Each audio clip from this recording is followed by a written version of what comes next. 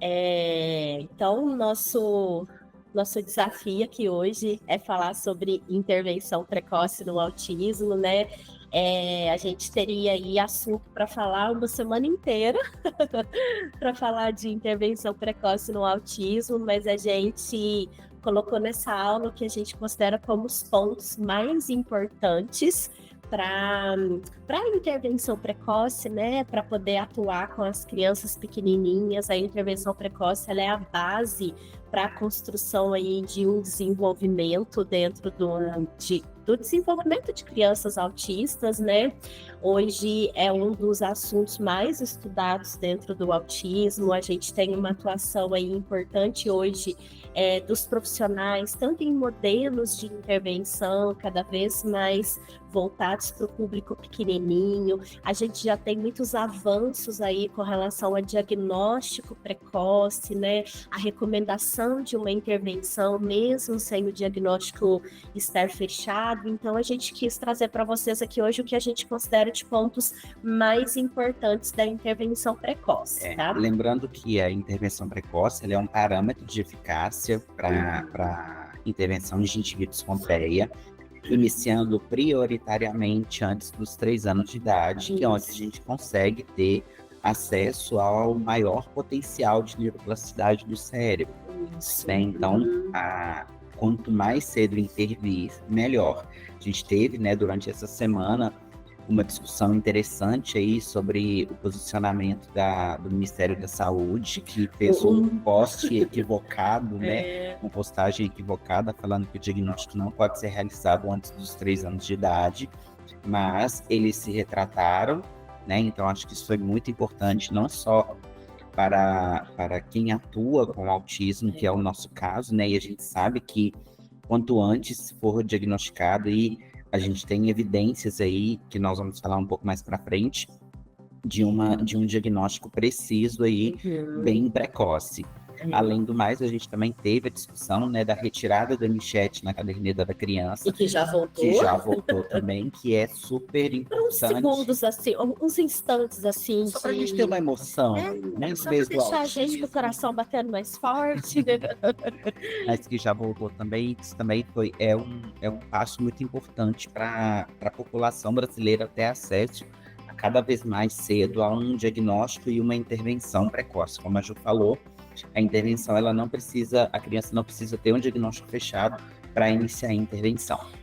E a grande importância, né, da intervenção precoce é que a gente consiga atuar cedo nos déficits, nos atrasos que o transtorno traz para o desenvolvimento da criança. Uma vez que a gente começa a intervir cedo, a gente previne uma cascata de prejuízos ao longo do desenvolvimento dessa criança, né?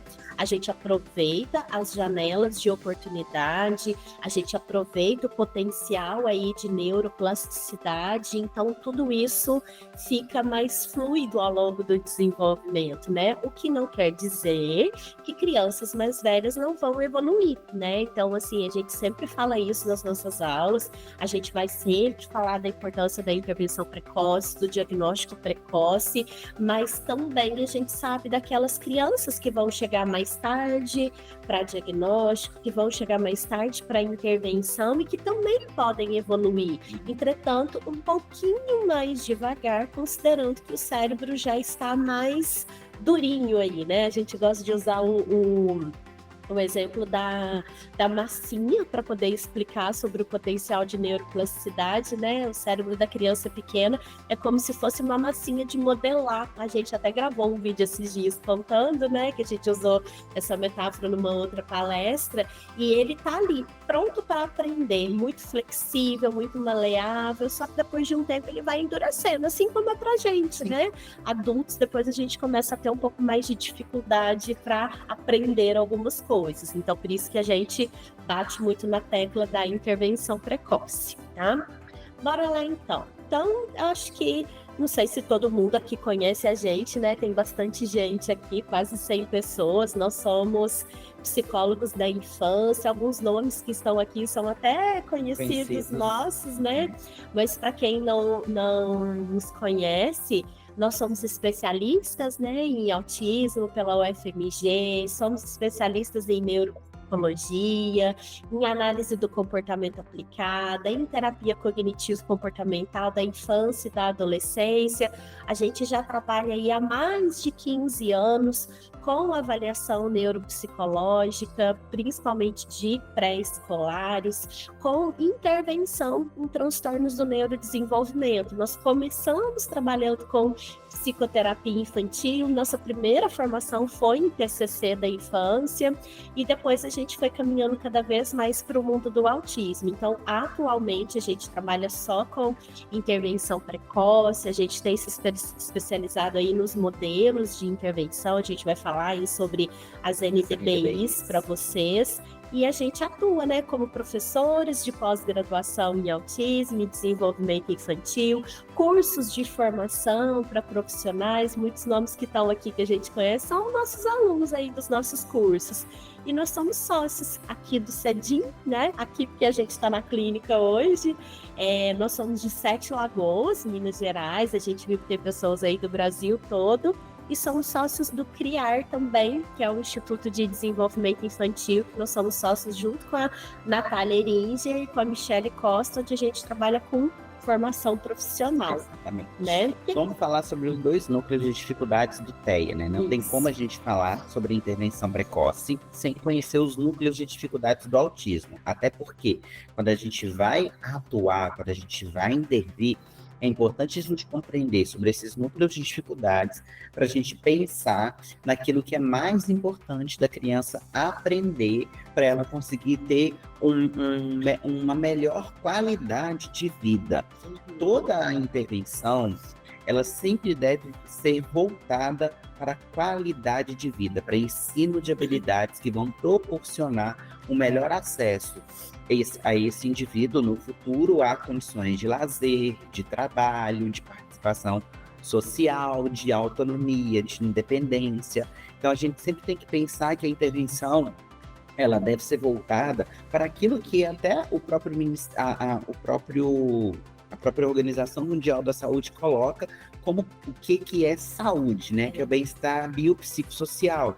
Então a nossa intervenção deve ser voltada para isso. Então, o autismo, ele é um transtorno que vai afetar dois núcleos, 2 áreas aí no desenvolvimento, que são os déficits relacionados à comunicação e à interação social, onde a criança ela vai ter dificuldade em se relacionar com os outros. Eu sempre gosto de falar que o autismo não é um transtorno da fala, apesar dos primeiros sinais aí que os pais observam nas crianças, é um atraso no desenvolvimento da linguagem, mas existem crianças que apresentam o desenvolvimento típico da linguagem, porém a comunicação, ou seja, como ele usa da fala, da linguagem, para se comunicar e interagir socialmente, a gente consegue perceber déficits aí. Isso. E por que a gente está começando a falar sobre autismo, né? Isso é uma coisa importante também de colocar. A gente precisa entender sobre o transtorno, mas a gente não trata o transtorno, né? A gente cuida da pessoa, né? Só que a gente cuida do João, a gente cuida da Maria, a gente cuida do David, a gente cuida da Ju, mas a gente precisa entender sobre o que é o transtorno e quais os impactos dele na vida dessa criança. Então, como o David está falando, né? Aqui a gente tem um transtorno que tem 2 núcleos importantes de dificuldades, né? Então, a gente costuma dividir, né, e dizer que no primeiro núcleo ele vai de fato afetar a comunicação e a interação social, e no outro núcleo a gente vê o padrão de rigidez, de inflexibilidade cognitiva, o que vai aparecer são os comportamentos, os padrões restritos e repetitivos, os comportamentos atípicos, a rigidez, a adesão inflexível à rotina, e os uma brincadeira mais pobre também, um repertório de interesses mais pobre. Então são crianças que às vezes não vão explorar tanto o ambiente, ou quando exploram de forma superficial, porque esse padrão comportamental rígido, ele vai dificultar uma exploração mais Mais ampla. adequada, mais É. ampla Uhum. daquilo que o ambiente proporciona. Assim, esse padrão de rigidez, ele vai impactar em diversas áreas do desenvolvimento da criança. É ele que vai impactar na brincadeira, porque a criança muitas vezes ela tem um interesse muito forte por um assunto, né, por um objeto, e aí ela vai brincar só daquilo, e muitas vezes essa brincadeira se torna estereotipada, porque existe um déficit também que vai afetar a criatividade, o simbolismo.